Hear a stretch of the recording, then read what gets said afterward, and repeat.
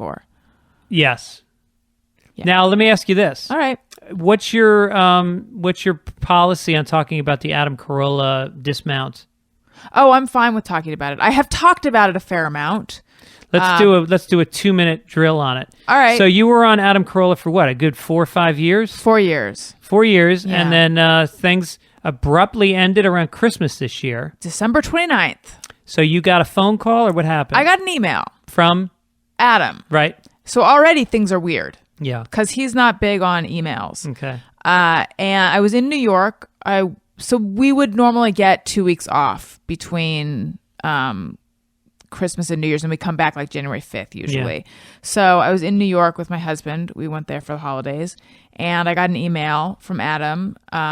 The subject line was 2015. And so I figured, oh, here are, his plans for, which it was his plans for the year. I just didn't realize they didn't include me. But I thought it was just going to be like, here's what I envision. Yeah. Again, it was what he envisioned. It's like, I'm writing you this email to let you know that I'm revamping the show in 2015. I'm revamping the show and I won't be having you back for 2015. And I was like, holy shit. Did you write back? Does that include 2016? Right. The email went on, and I think at one point I probably had it memorized. I don't anymore. It was like, while I think you're smart and funny, I don't think the role of sidekick is playing to your strength. But the good news is you've built a successful podcast that you can take with you and keep 100% of the profits. I'll let Gary know. Oh, I do have it memorized. I'll let Gary know, somewhat memorized. Let Gary know he's free to, work with you, whatever arrangement you guys want to work out. I hope you don't take Gary this was your producer. Was my producer. I hope you don't think that, take this as, read it, something about like what I think of you professionally or personally. I just think you were miscast in the role, which of course begs the question of like, really, for 4 years? Yeah. And it was like, take care. And my legs like buckled a tiny bit, just because it was that sense of like, holy shit. So many thoughts all at once. My reality just changed. Right. Your whole world. Kind of and the whole time we were in New York, I was like thinking of sending Adam an email, thanking him for the last year and, telling him how excited I was about the next year. And like, I wanted to show him that my head was still in the game because I'd been feeling the end of the year was weird. And now that I realized that he had already made the decision, it makes sense why it was weird. Like I was feeling more and more marginalized on the show. And I was feeling like it was harder and harder to get in there. It was, I had heard, Gary told me that Adam wanted to add more audio clips to the news in the new year. And I thought, okay, I want to I want to talk to Adam and find out I'm getting half of a message, which I was. It was, I want to add more audio clips and remove more Alison. Right. But I wanted to hear from Adam really what he wanted from the news. And but I couldn't get him alone to talk to him about it. So in retrospect, there were all sorts of things. But anyway, I kept thinking I should email him to just let him know that I'm still part of the team and I'm happy to be there, blah, blah, blah. I hadn't sent that email yet. Yeah. I'm kind of happy I did. You think it would have changed things? No. I wonder that sometimes. And also, if I had like tried to beg for my job and for a second I thought I should beg for my job. And then I thought I would only be doing that because this situation is so crazy to me. It was like, I'm going to let this happen. Mm-hmm. This isn't how I wanted it to happen. It isn't what I wanted to happen, but I also don't know that I think it's a bad thing that's happening. That was the thing. It's like, I had been there for 4 years. I didn't want to be there forever. Or rather, it wasn't that I didn't want to be there forever. It's that I wanted, whatever that next thing was, I was excited to pursue that next thing. And was it difficult for you to try to do that while being on the show? Yes, it definitely was. I mean, Adam wanted, a couple years in, he said something like, you guys should be, me and Brian, you guys should be using this show as a platform. And that was sort of an explanation of like, I am not giving you guys a ton of money. You should be using, I think he actually said, sometimes I feel like I should be giving you guys more, but you should be using it as a platform. And which in theory is good. And I always did. I went on auditions and I did other things when I could. However, my job was news. So it wasn't like I could roll in half an hour before the show having done no prep. And there were a lot of times where, and my fear though is that I sound ungrateful or bitter or something. And I just want to I've said this a number of times. I think it goes without saying that, you I want to make it clear. I'm really grateful for those 4 years. I learned a ton. I got a lot of exposure. I had a lot of really good experiences. A lot of good things came out of it. Right. So what I'm saying now, I'm not bitching about the job. No, but there was a transition that was very abrupt and right. But difficult to... Yeah, and I'm just answering your question of was it difficult to pursue other things? Yes, because we would have months where we didn't know what time the show was going to be, and you'd just get an email with like in all caps, the show is at noon, Adam's going to be here, get over here. And now I understand his schedule was moving around, but it's like it wasn't like the show's at this time. Just show up half an hour before, and you can be out pursuing other career things before that. It was like I wake up and I am prepping for the show, and it was really a full-time job.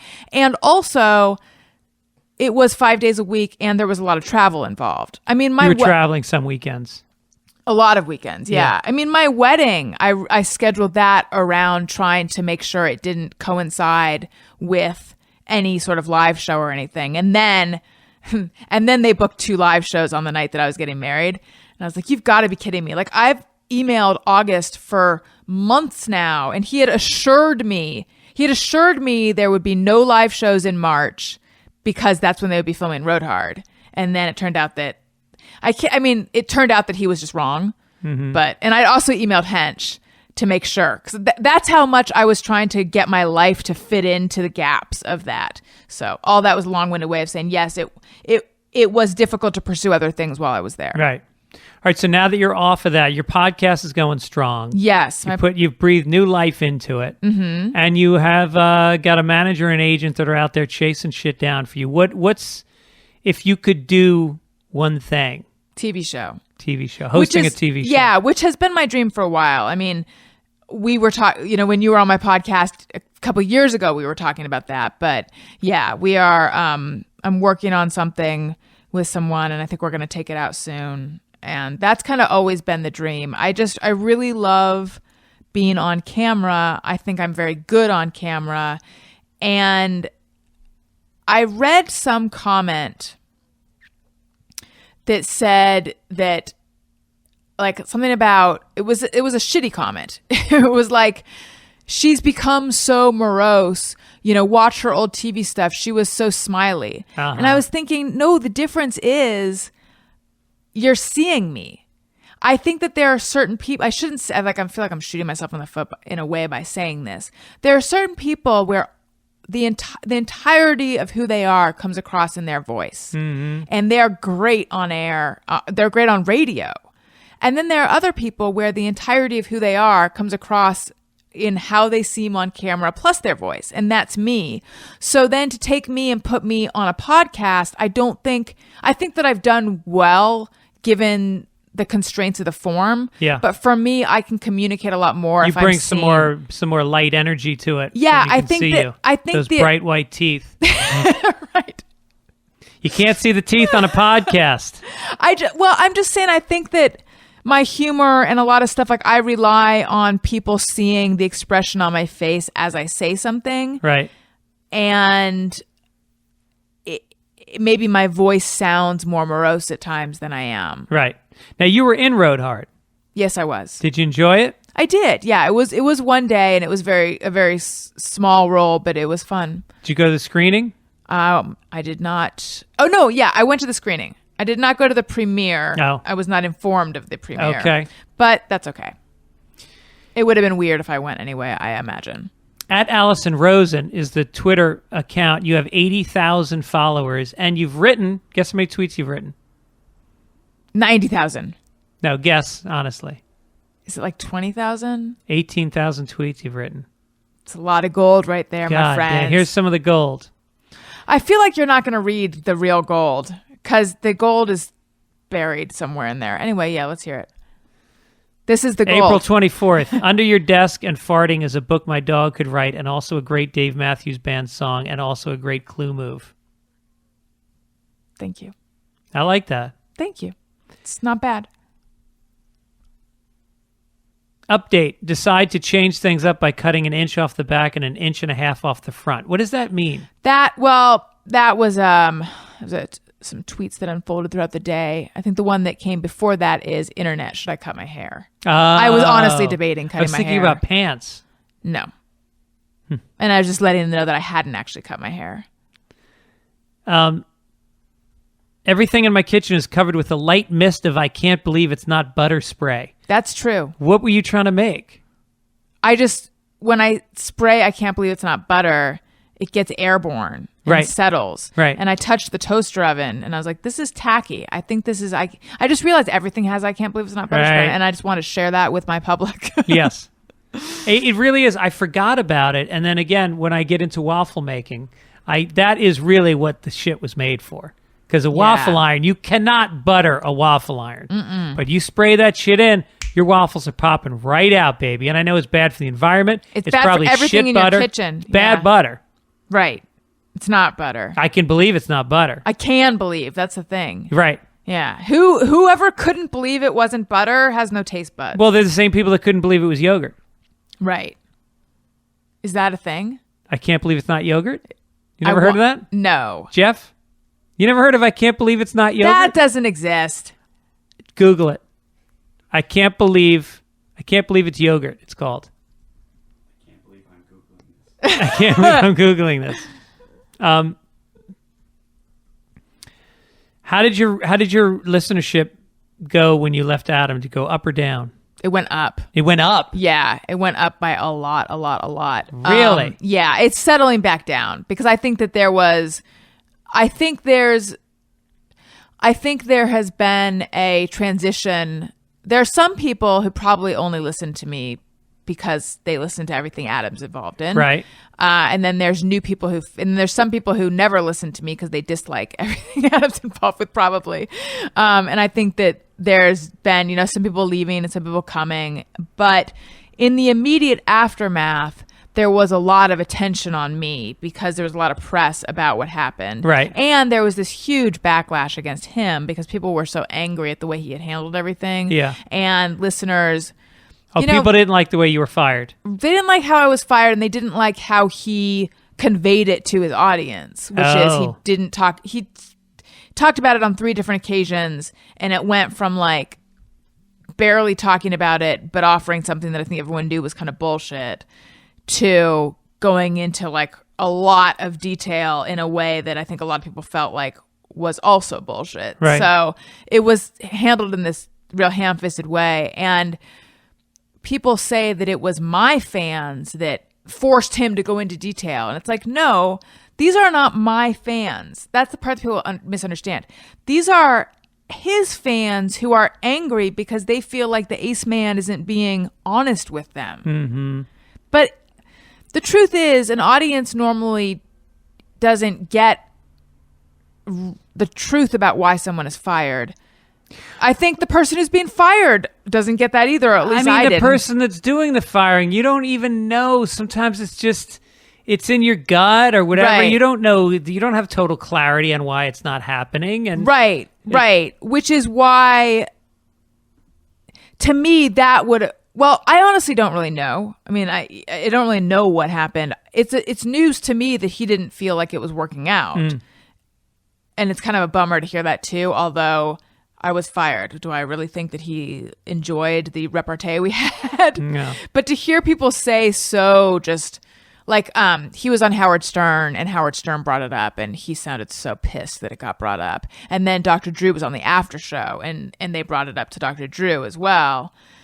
And, Drew was like, look, he didn't feel like it was working out and blah, blah, blah. And just that sort of matter of fact announcement of that, like we all knew. He didn't say we all knew, but it's like as if this is not something that is black or being white. contested. It was just, right. Right. That is the part that kind of stings a tiny bit, because I just was unaware that that's how he felt. But I think once you start feeling that way and that gets into your head, I think that becomes reality. And I think that other people then see it as a reality. That whereas... Well, once you tell them about it. I mean, that's Right. been the most frustrating thing about this to me is that when he went into his 50-minute episode listing all the reasons that he fired me, he painted this picture of me as someone who never contributed, wasn't into his brand, didn't support him, which again, all of it's news to me. Like I could print out the emails that I sent him telling him, just wanted to let you know, I can't stop thinking about this funny thing you said at the show. Like that was brilliant. Like I would, or like I just saw you on this show. You were great. Maybe I didn't do those enough because I think there's no such thing as enough for him when it comes to that. But I really did feel like I was supporting him and trying to help him make the show he wanted to make. Whether I did or not, who knows? Obviously, he would say I didn't. And by the way, he has every right to fire me. He has every right to make the show he wants to make. I'm not saying he didn't have that right at all. I was just surprised at this version of events that he presented. And the most frustrating thing, though, is that because, of course, I and the people who liked me on the show are like, what? This doesn't sound like the show that we used to listen to. Like, that's not true. And now, though, there are people who will make comments like, and by the way, the fact that I've even seen these comments is fucked up, though, because occasionally I'll look at the message boards. Oh, I stopped, and then I went back, and then I stopped. But yeah, now part of it is that people on message boards usually have negative things to say anyway. Another part of it is that after he fired me, a lot of people stopped listening. At least a lot is, I feel wrong saying a lot. Frequently, people will be like, I was talking to so-and-so, he told me that he stopped listening the second you were fired. And I know that a lot of people told me, there was like this big movement of we're done, because they were so upset with what had happened. So the people who are commenting are people who are extreme in one way or the other. Well, they're still listening to the show. I mean, and I'm not saying you shouldn't listen to or anything. I'm saying so it's weeding out the people that have... Right. So these are the people who were okay enough with the way it happened that it didn't impact their being fans of the show. So they'll say about my replacement, Gina Grad, and the reason I said her name is because all of a sudden I heard the fact that I wasn't saying her name sounded, and I worried that sounded cunty. They'll say like, because they have nothing nice to say about anyone on the show. So they'll make like some shitty comment, and then they'll be like, but at least it's nice to hear someone laughing at the Ace Man's jokes. And I want to be like, really? You really think I didn't laugh at his jokes? Yeah. And people had a problem with me on the show because they felt like I laughed too much. Do not read those boards. That's fucking crazy. So now there's this, but just the strength of the narrative that he created, that I didn't contribute. I had, I sucked the energy out of the room. I never cared about what he cared about. I never laughed at his jokes. Like that, you've been on the show with me 1,000 times. Does that sound like me? Now, I mean, it seemed like it again. Like once it ends, everybody starts to be flavored by the fact that it ended, and they can start looking at things in a different way than they felt at the time. And the reasons that he gave for firing me, right? Because at the time, no one was like, "Why won't she contribute more?" If anything, it was like, "She's ruining the show. She talks too much." I'm not everyone. I'm saying the haters felt like I needed to take a step back. By the way, I just said Zipicon. If people don't listen to Adam Carolla, they're not going to know what they mean. They don't know that means. Yeah, that was her tagline. Right. So that, whereas now the haters are like, yeah, she had to go because she didn't contribute enough. So anyway, I didn't want to drag all that up, but I was curious, and I'm glad that you gave us a clear statement. I'm sure you've talked about it before, but my listeners, the Fitzdog Radio listeners, may not have heard it, and it's obviously a compelling story. It's a personal a very personal journey for you, and it sounds like you're landed squarely on your feet. I'm fine, although as soon as we end this, I will regret a lot of what I said because I think I would rather just be like, everything's great and I'm doing well. And I am doing well. Podcasting is different than that, though. You know, podcasting Right. is about being honest, and I think people take it in that context. I think you share. But to share what haters have said, I shouldn't be You should not. consumed You with just that. oh, please do not read. I don't read. Literally, I don't read anything. Yeah. You know, I don't even go to the iTunes chart. I haven't probably in 6 months looked at the iTunes chart to see where my podcast is. I had reached that, like, I'm not going to look at this stuff. It doesn't help me in any way. It doesn't make me make a better show. It just gets in my head. And so I stopped. I went cold turkey and I was doing so much better. And then I think I mentioned on your show, I definitely mentioned on my show, I'm doing IVF right now. So I'm injecting myself with like all these drugs and hormones. And I am blaming a lot of things on it. Yeah. I don't know if it's fair or not. I think it is, though. I think it's because of the IVF that I recently was again. You should get a T-shirt. Blame the IVF. I'm not sure I can blame it on that, but every day is like crazy PMS, and I do think that it's like I was emotionally cutting. Yeah. I was like, fuck it. I just want to see how bad it is. Alison Rosen, I want to thank you for being on the show. Thank you for I having talk all me. night, but we're going to a concert tonight. Me and your producer are going to this Slater Kinney concert. Jesus Christ, what a crazy name. I'm going to be performing June 25 through 27, Dr. Grins in Grand Rapids, Michigan. Cleveland Improv, June something, and then Houston, Texas, a bunch of other shows. Go to fitzdog.com and go to amazon.com. Don't go through Allison's website. Go through fitzdog.com. Click on the Amazon banner. Get yourself a little trinket, a little something, and kick us back a few bucks to support the show. Comes to you free twice a week. Don't be a douche. Thank you, Alison Rosen. Thank you, Greg Fitzsimmons. Jeff, it was thank you for delightful. your work behind the board. And John Matthews, also thank you for everything you do. Hi, John. We'll catch you next time. God bless America.